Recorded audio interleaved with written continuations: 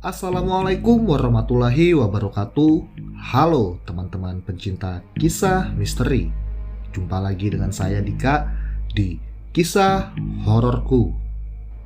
Gimana kabarnya teman-teman semua?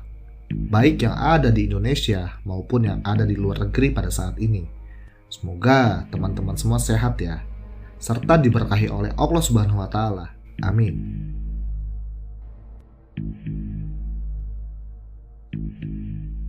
Pada episode kali ini, aku akan bawakan sebuah kisah dari Mbak Seri, di mana Mbak Seri berserta rombongannya pernah mendaki ke salah satu Seven Summit yang ada di Indonesia.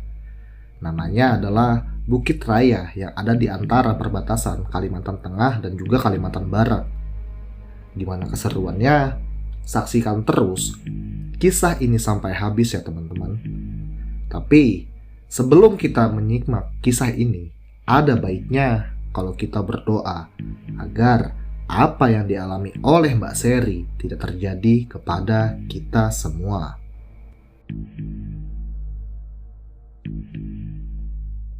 Sudah siap teman-teman? Terapi merinding dimulai.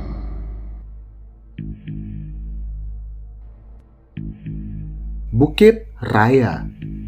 Mungkin bagi sebagian teman-teman, nama itu sangatlah asing. Namun, faktanya, gunung yang terletak antara Kalimantan Tengah dan juga Kalimantan Barat ini termasuk dalam Seven Summit Indonesia.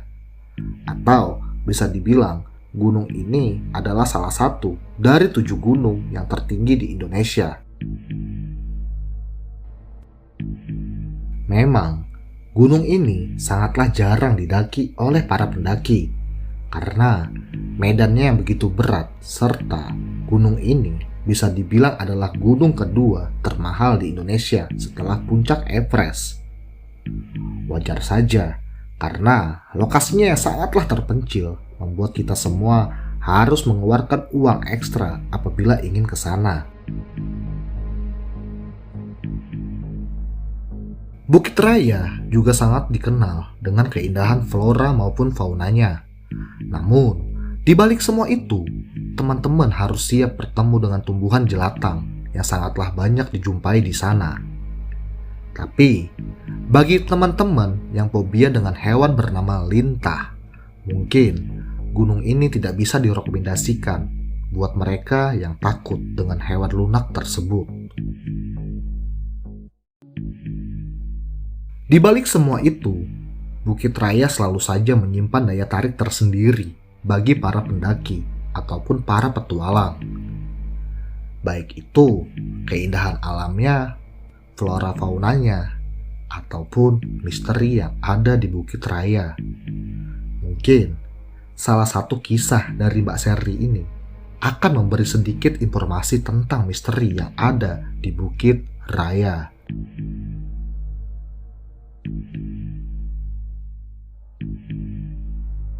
Assalamualaikum Mas Pradika. Sebelumnya saya ingin memperkenalkan diri. Nama saya Seri asal Sintang. Namun saya bekerja di Pontianak saat ini. Di kesempatan kali ini saya ingin membagikan kisah pendakian saya ketika mendaki Gunung Bukit Raya yang ada di Kalteng, Kalimantan Tengah.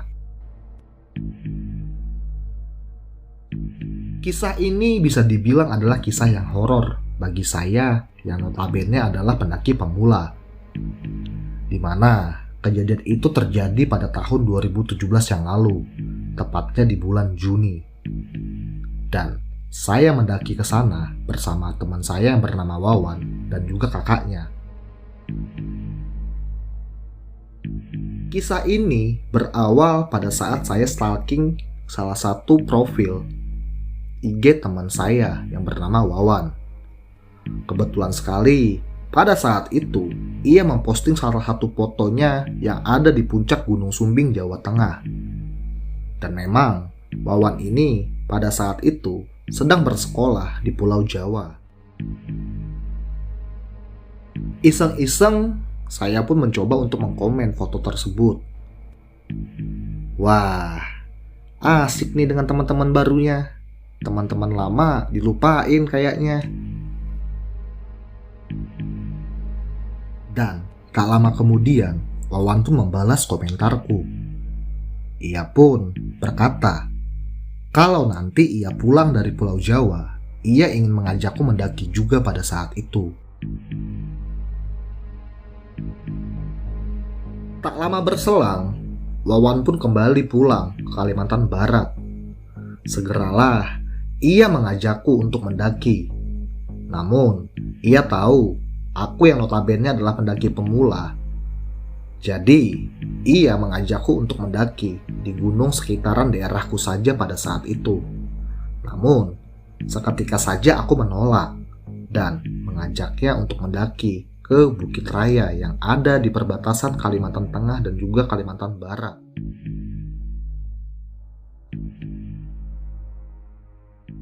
Singkat cerita, tibalah hari keberangkatan. Aku yang telah menunggu Wawan pada akhirnya bisa bertemu dengan dirinya. Namun, ternyata Wawan tidak sendiri. Ia juga mengajak abang dan juga istri dari abangnya. Jadi, jumlah kami ada 4 orang pada rombongan itu. Segeralah kami menuju ke lokasi tujuan.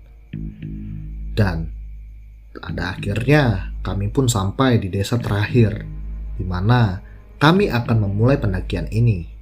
Namun, karena waktu yang tidak mengizinkan, kami pun memutuskan untuk singgah semalam di salah satu rumah warga yang ada di kampung tersebut.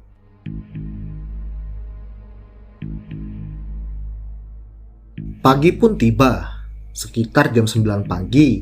Pada akhirnya kami pun memulai perjalanan ini, di mana pada saat itu rombongan kami dipimpin oleh abangnya Wawan. Aku dan juga rombongan ini sangat menikmati perjalanan tersebut, walau medan yang kami lalui sangatlah berat. Sejujurnya, dari awal perjalanan ini, aku sudah merasakan adanya kejanggalan. Namun, aku mencoba untuk mengacuhkan pada saat itu. Dan setelah berjalan sekitar 2,5 jam, pada akhirnya kami pun tiba di pos 1. Di sana, kami beristirahat cukup lama. Maklum, karena aku adalah pendaki pemula, jadi aku sangatlah sering mengeluh kelelahan pada saat itu. Aku pun meminta untuk beristirahat cukup lama di pos 1 ini, karena jujur saja, aku sangat merasakan kelelahan pada saat itu. Beda halnya dengan Wawan dan juga kedua kakaknya ini. Mereka notabene adalah para pendaki yang sudah terbiasa melakukan perjalanan jauh. Jadi, hal tersebut mungkin sudah biasa mereka rasakan. Tapi tidak denganku. Aku masih saja sangat merasakan lelah yang luar biasa pada saat itu.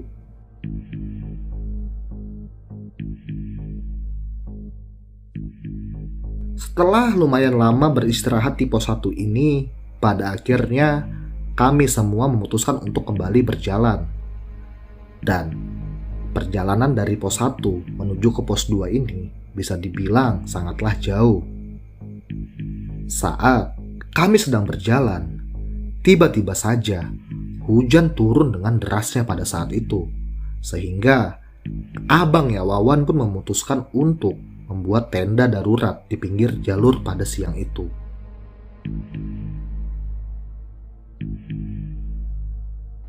Kami pun langsung membuka sebuah tenda di dekat jalur pendakian, dan kebetulan kami semua mendirikan tenda di bawah sebuah pohon beringin yang begitu besar yang ada di sana. Hujan terus saja turun dengan sangat derasnya. Untuk mengisi waktu, pada akhirnya kami semua memutuskan untuk memasak. Saat kami sedang memasak, tiba-tiba saja aku merasakan kalau aku sangat ingin sekali membuang hajatku pada saat itu. Walau hujan turun dengan derasnya, rasa kebelet ini membuat aku nekat untuk turun sedikit melipir ke arah jurang untuk membuang hajatku. Saat aku dalam proses pembuangan hajat, tiba-tiba saja aku mendengar ada suara orang memanggil diriku. Sontak, hal itu membuat aku kaget. Segeralah aku merespon dari panggilan tersebut. Ser, Seri, kamu di mana, Ser? Seri. Iya Wan, tunggu bentar. Lagi kebelet ini. Sahutku kepada panggilan tersebut. Karena aku pikir itu adalah Wawan yang memanggil diriku. Maklum saja, suara itu terdengar begitu samar-samar karena derasnya hujan menutupi suara yang memanggil diriku pada saat itu.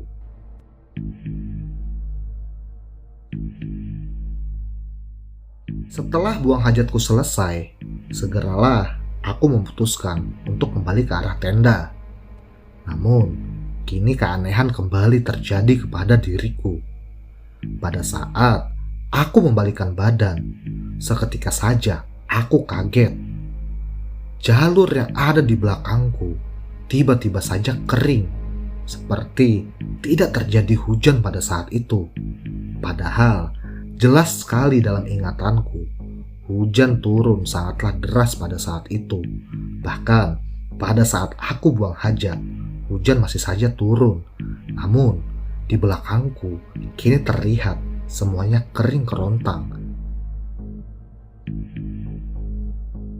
Aku masih tidak mau mengambil pusing pada saat itu. Segeralah aku berjalan menuju ke arah tendaku. Namun semakin aku berjalan, aku masih saja tidak menemui di mana tendaku pada saat itu. Padahal seingatku, aku hanya membuang hajat tidak jauh, sekitar 20 meter dari tenda kami. Namun, semakin jauh aku berjalan, aku tidak juga menemui di manakah tenda itu berada.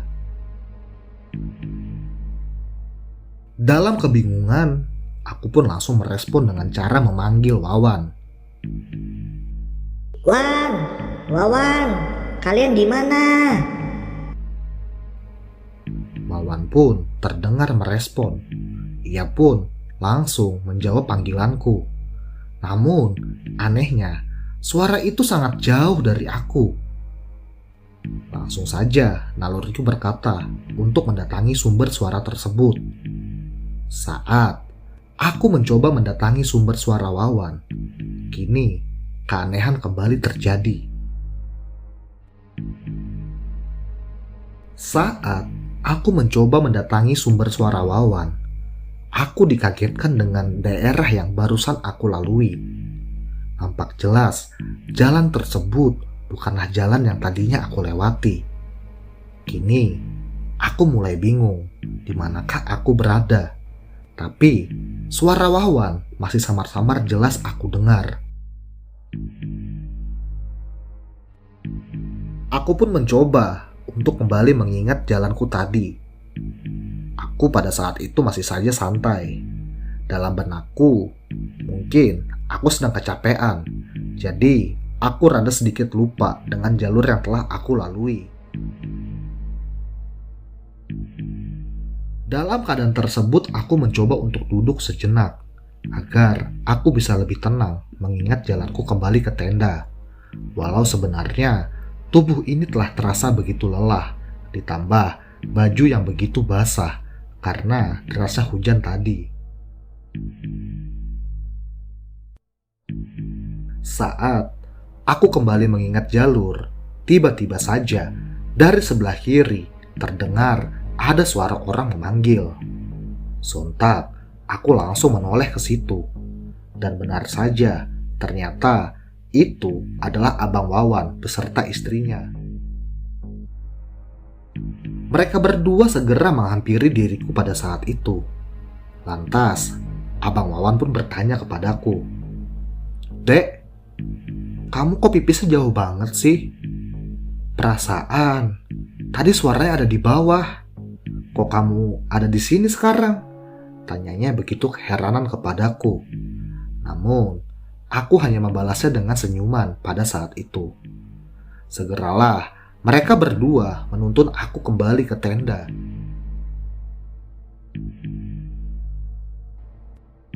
Sesampainya di tenda, Wawan langsung saja bertanya kepadaku, "Kamu dari mana aja? Tadi aku panggil-panggil gak nyaut-nyaut. Disamperin, malah lari." Tanyanya yang begitu heran kepadaku. Hah? Lari? Perasaan aku gak ada lari deh. Aku tadi tuh cari jalan, balik ke tenda. Lagian kamu panggil aku sahut kok. Jawabku yang begitu emosi kepada Wawan pada saat itu. Namun, tiba-tiba saja, abangnya Wawan pun mencoba untuk menenangkan suasana. Ia bertanya kepada kami, "Mau ngecamp di sini atau lanjut ke puncak nih?" Tanyanya kepada kami semua.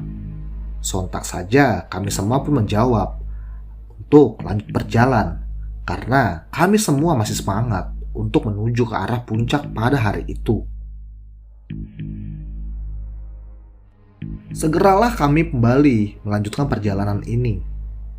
Dan setibanya di pos 2, semuanya aman-aman saja. Kami pun langsung melanjutkan perjalanan menuju ke pos 3. Dan alhamdulillah, tidak ada satupun gangguan yang kami rasakan dari perjalanan tersebut. Entah pukul berapa, pada akhirnya kami pun tiba di pos 3. Dan segeralah kami mendirikan tenda untuk ngecamp pada saat itu.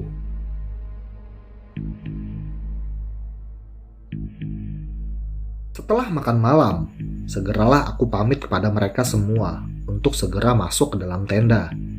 Karena jujur aja, fisik ini udah mulai berasa drop sekali. Ditambah mental yang sudah mulai goyah. Siapa tahu tidur bisa mengembalikan semuanya keesokan harinya. Namun, saking lelahnya aku pada saat itu, aku langsung tertidur saja, tanpa ingat dengan kewajiban 5 waktuku.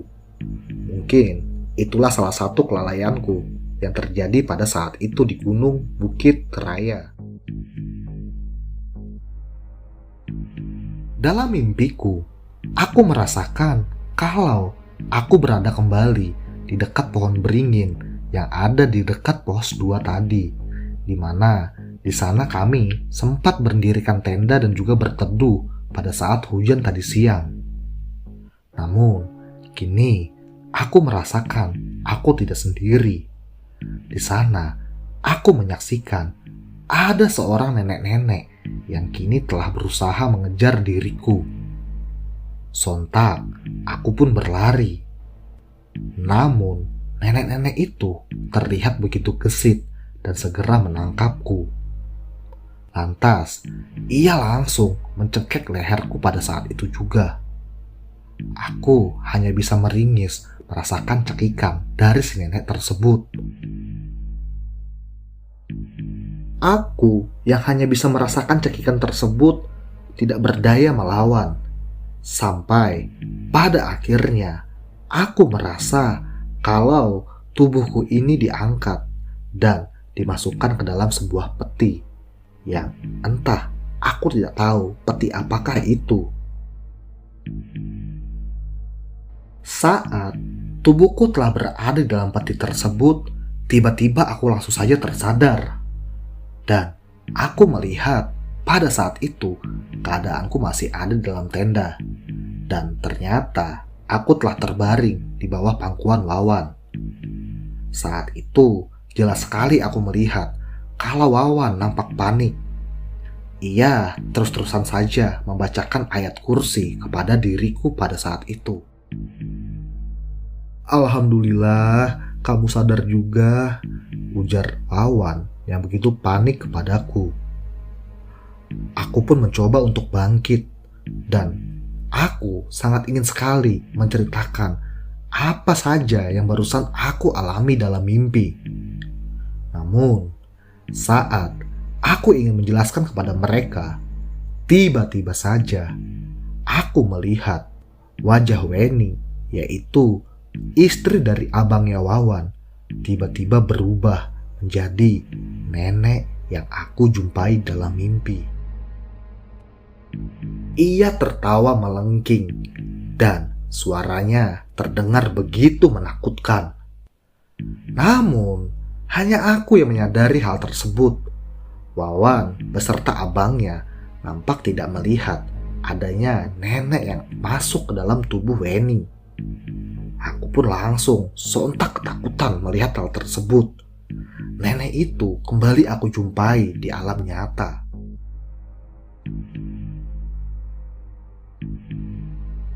Aku yang ketakutan pada saat itu mencoba untuk meminta segelas air. Dan sama sekali aku tidak berani menatap ke arah Weni, karena yang aku lihat adalah wajah dari si nenek yang aku jumpai dalam mimpi. Saat aku mulai meminum air yang dituangkan ke dalam gelas, tiba-tiba saja kejadian aneh kembali terjadi. Di mana pada saat itu tenda yang kami tiduri serasa dijatuhi oleh benda misterius yang begitu besar. Sontak, refleks kami semua pun langsung berlarian ke arah luar tenda pada malam itu.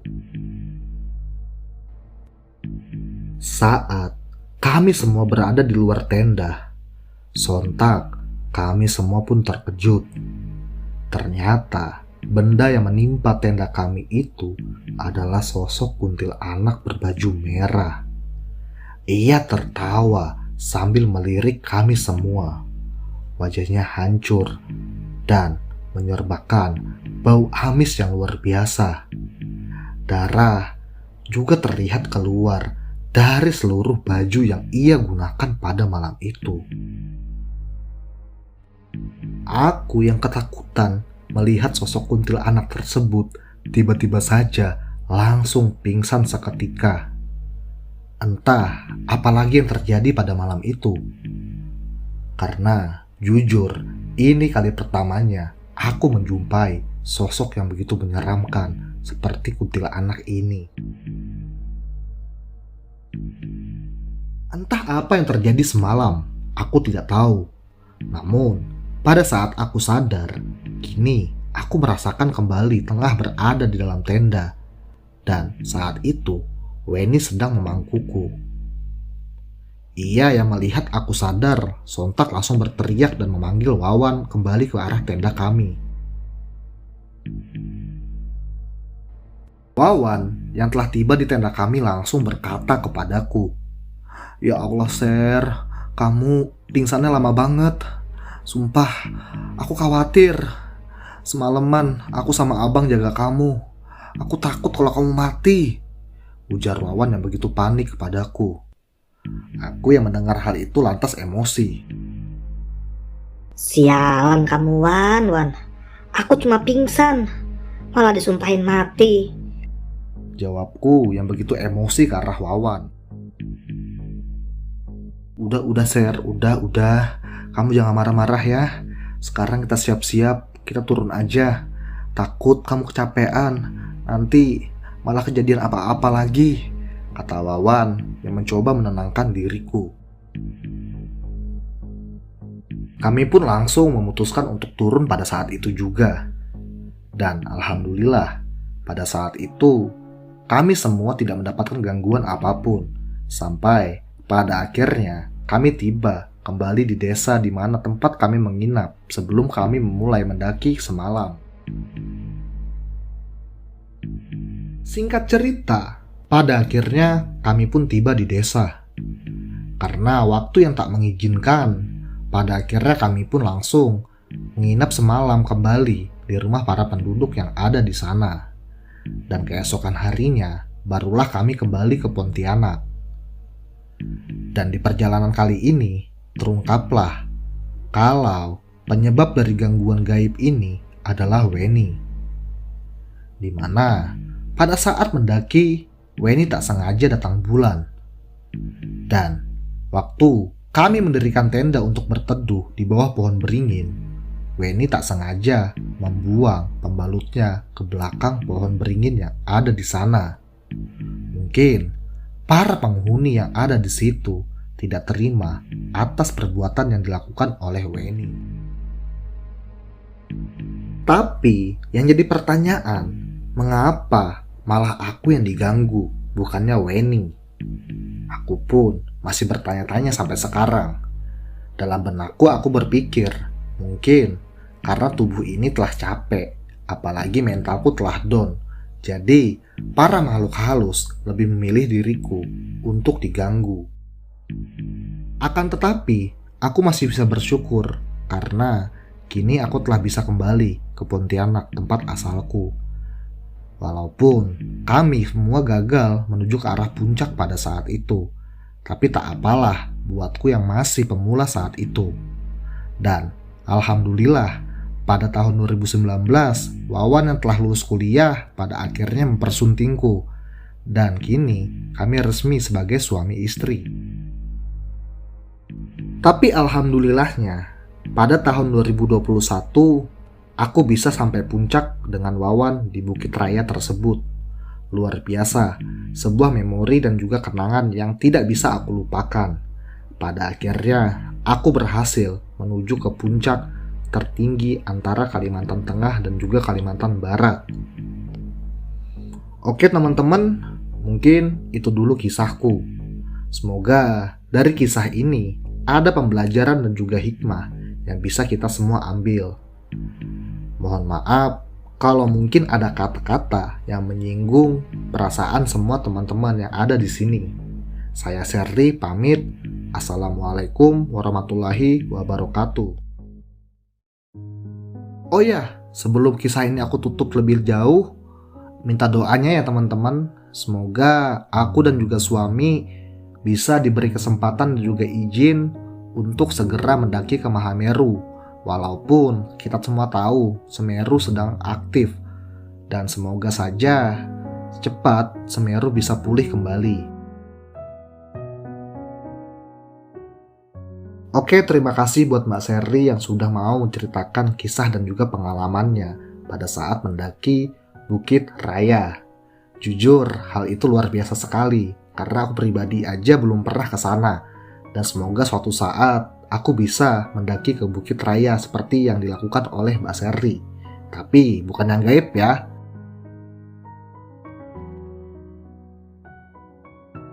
Bagi teman-teman semua yang ingin membagikan kisahnya seperti Mbak Seri, bisa kirim via email yang ada di deskripsi ya teman-teman.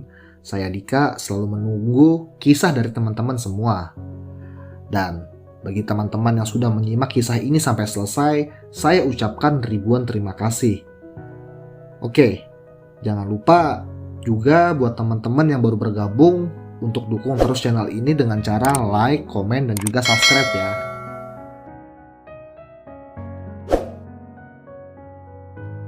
Saya Dika pamit, sampai jumpa di episode selanjutnya. Wassalam. Terapi merinding selesai.